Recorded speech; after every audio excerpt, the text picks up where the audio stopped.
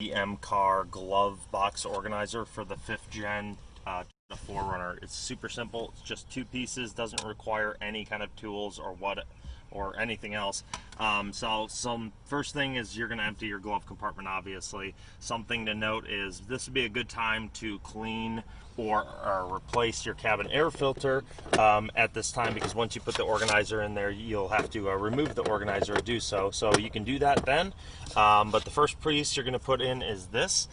This is the first of 2 pieces.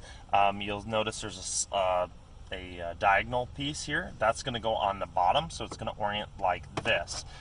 First thing in here, you'll see there's a upright tab on the bottom, and then there's a ledge here on the inside, and that's what this is going to go against. So we're going to get this in there. We're going to put it as far left as we can. It's going to stop at that tab and there in that ledge. Then the second piece we're going to take is the horizontal tray, and that the right side is going to rest on this little ledge here. So that's pretty self-explanatory, and it's just going to go into the cross slot just like that. You're going to push it all the way in till it stops, and that is it. And then it'll hold itself in from there, and you are done.